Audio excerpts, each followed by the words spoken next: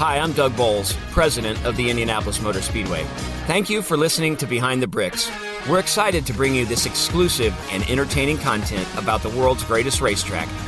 Keep listening, and I hope you enjoy this episode.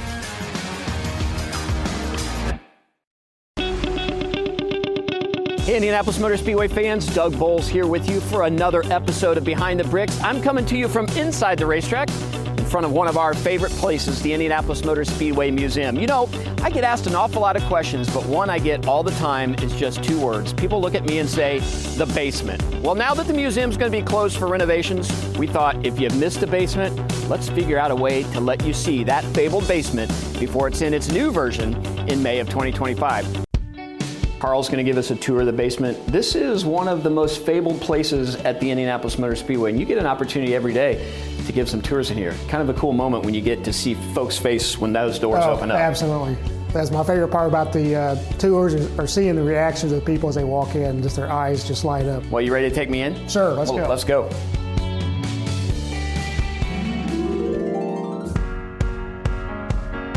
So it is the Indianapolis Motor Speedway, and we're really known for the Indy 500, but a couple of these cars in here are maybe some of the most expensive race cars in the world, and they're part of the museum's collection.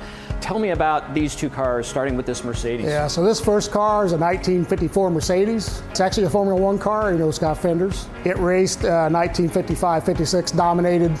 I think it ran 12 races and won 9 of them. The famous Juan Fangio was a driver, and also Sterling Moss was a teammate, so often they were first and second in these cars. These cars are way ahead of its time. I believe there's 8 of these exist in the world. Estimates of being close to $80 million if this would go to auction. It's such a beautiful car, the lines of that. And speaking of beautiful, I mean, kind of right here behind us, this Ferrari, which was the last Ferrari to win Le Mans outright until this year when they did it in 2023, but 60 years almost that this was the last car to win outright. Another amazing race car. It's a 1964 250 LM. Jochen Rindt was a driver. He also raced here at the Indianapolis Motor Speedway, so there's a tie there also. This is probably our second valuable car in the collection. So a lot of history in this building. Some of it connects back to really the very beginning of the Indianapolis Motor Speedway. So of the early cars, do you have a favorite or one you really like to talk about? Well, one of them is a Duesenberg. So Duesenbergs have a tie here in Indianapolis, and particularly this car.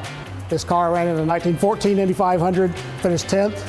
Eddie Rickenbacker was the driver. Right. You know the history of Eddie Rickenbacker, if you know the Speedway, how important he was. He came and purchased the Speedway from the original founders, and then sold the Speedway to the Hallmans after World War II. I love this car, A, because of Eddie Rickenbacker, who ultimately becomes president of the Indianapolis Motor Speedway when he buys it.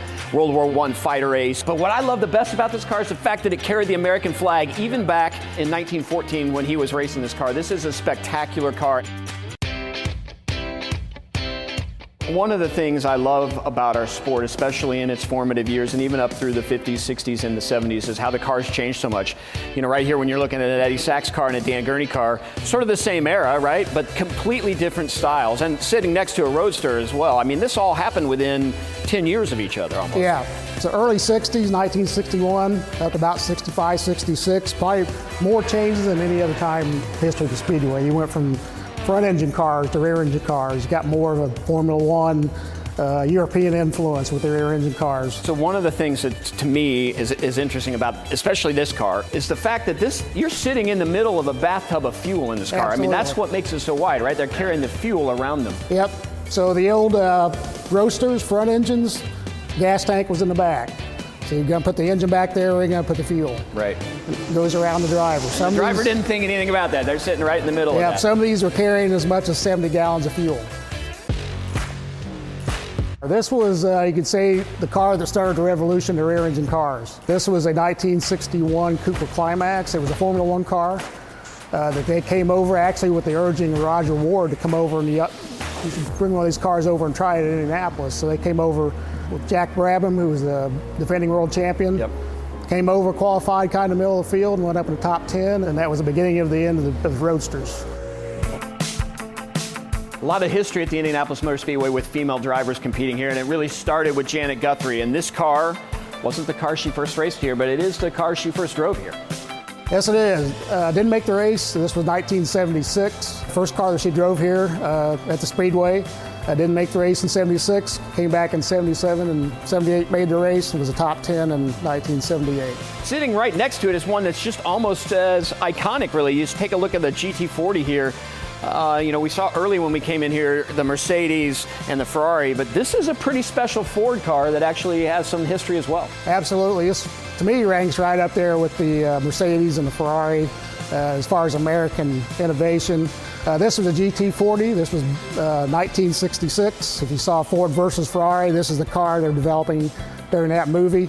This race, Le Mans, 1966. That was the first year that the GT40 won. It does have ties because Mark Donohue was the driver, 1972 winner. This car raced at Sebring in 66 with Mark Donohue, and actually was second place at Sebring in the 12 hours of Sebring. So part of the history of the Indianapolis Motor Speedway actually includes Formula One as well. This is a Mario Andretti Formula One car. Obviously, he never raced Formula One here, but he did win a world championship, and he did win the Indianapolis 500.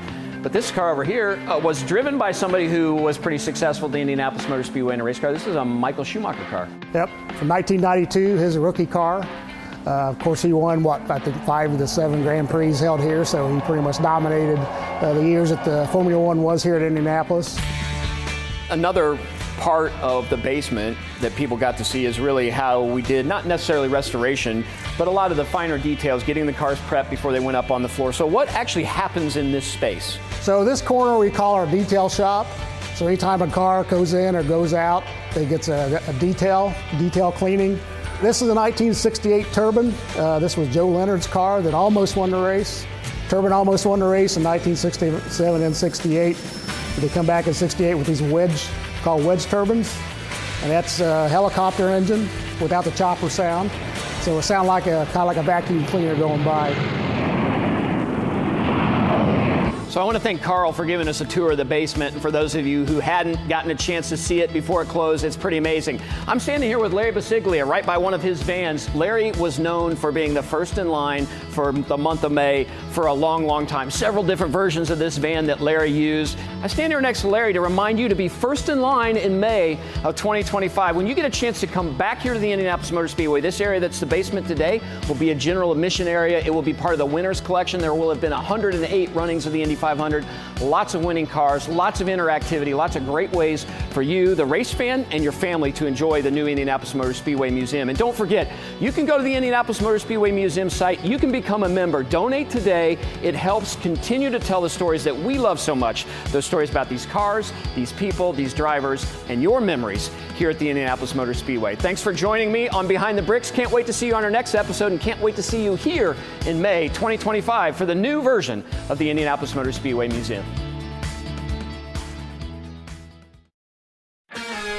Thank you, fans, for listening to this episode of Behind the Bricks. We look forward to bringing you more exciting content about the Indianapolis Motor Speedway soon.